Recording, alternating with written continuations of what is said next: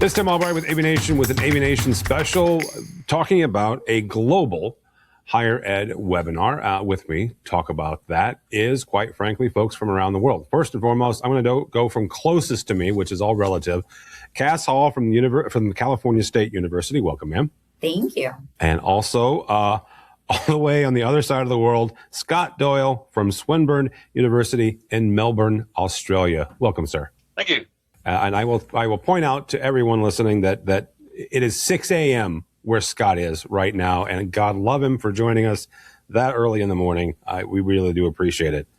So a dear friend of mine, Daryl Carl from Mevex, hit me up a couple days ago and said, "Hey, you need to know about this. It is the Global Higher Ed AV Tech Day webinar."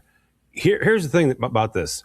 This is going from 10 a.m. Eastern to 11 p.m. Eastern. On April 29th, it is an all-day event put on by ETC, AETM, and SHOM.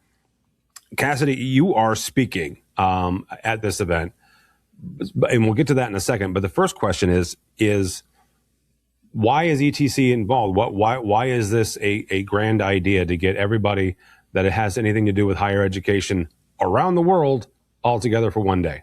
Because I think we've found in collaborating with these three groups together that we all have common problems, no matter where we are in the world, around educational technology. And so sharing knowledge and learning from one another is the best way to go. And it also helps us to expand our networks.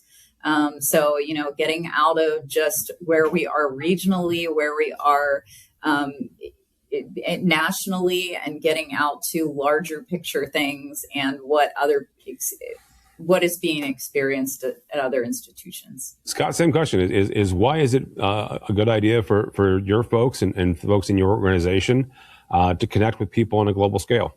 Well, I guess one of the key things is you probably always connect with your local peers, in your everyday lives at work, but then in each of our associations, we bring each other together once a year or a few times a year for conferences and other events. And then, in some collaborations that we've done with SCOMS and ETC over the many years, especially at the executive levels, it is the same issues, the same problems all around the world. It's always, each university or college has similar problems, but the reasons behind the problem sometimes are quite different. And those learnings from each other are really important for your everyday jobs, and to bring some of that knowledge back to your whole organization to share as well. Scott, that was actually going to be my next question is how similar are those issues, right? Because, and I'm not being silly here, I have famously said for 20 years, I'm a big dumb American. I have no problem saying that, from the Midwest, right? But that is one of the things that you just pointed out there, is that the problems, regardless of where they are in the world,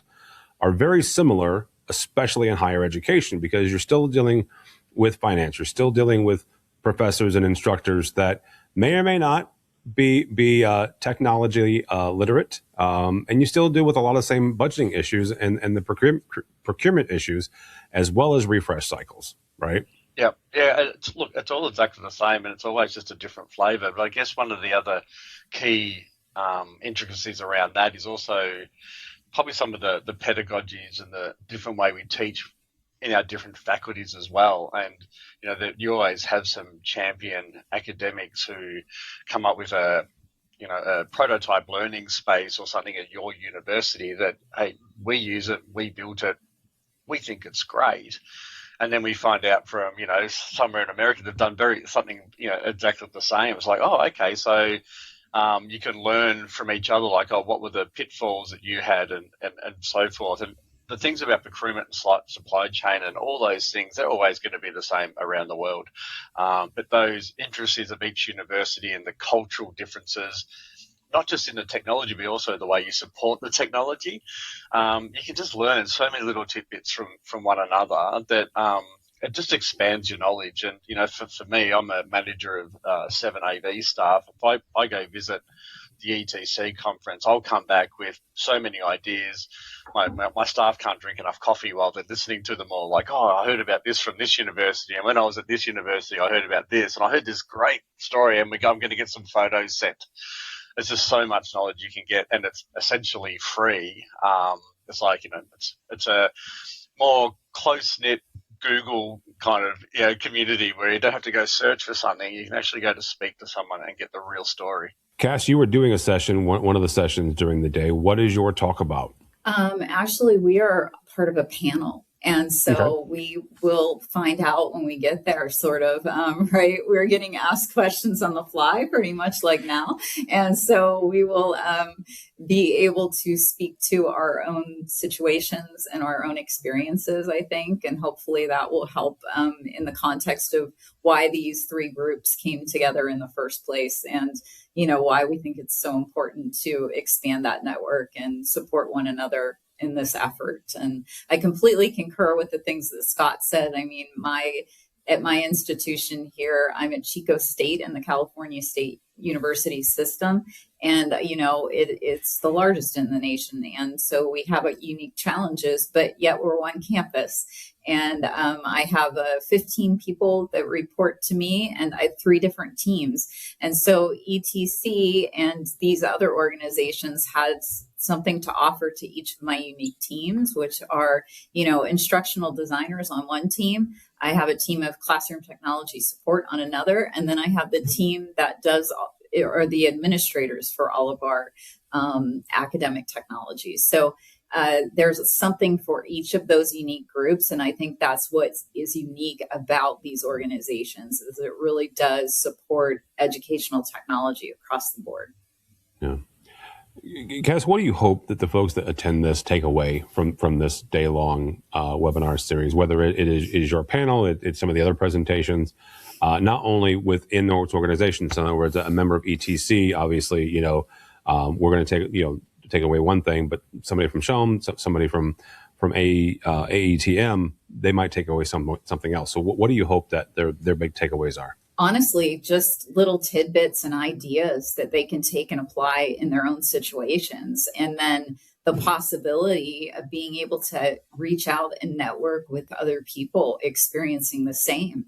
That's what's so strong about each of our individual organizations, is that we provide that networking opportunity, but linking all 3 of these together expands that even more. And I think people take advantage of that within each of our systems. So if they could interconnect more, and that's why we're so excited to finally get this thing going, because Scott can tell you that it's been in the works for a while. Well, Scott, how long has it been in the works? Well, it's probably been a few years. We've really been collaborating for 10 plus years. I mean, I've actually visited the ETC conference about 4 or 5 times myself, and the SCOM. So we have all gone around and we learn from each other at an executive level as well. But it has been talked about for a while. But to bring this together isn't easy. And like an example is before, we're introduced as this is happening on April 29th. Well, it's actually happening on April 30th in Australia.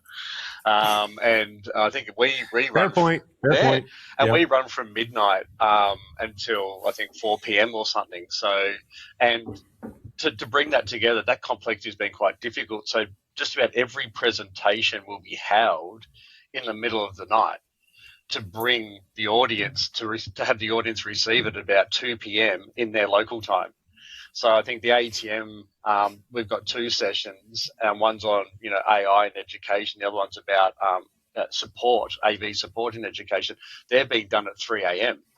But then Eastern Standard Time in the US will receive that at 2 p.m. and I think SCOMs will receive it at their 2 p.m. as well. So to have every association come in at the same time and allow our members to receive it probably in an afternoon tea break, that complexity even in itself is looking at the calendars, even like today, like like Scott, is 6 a.m. okay? Well, sure. It's like it's part of the planning, it's part of the spirit of the day that we're as a 3 executive really trying to bring it together to say, here members, there's this global support group for you, and if I know that one of my members has reached out to another member from one of the other international associations for information, it's been a successful day.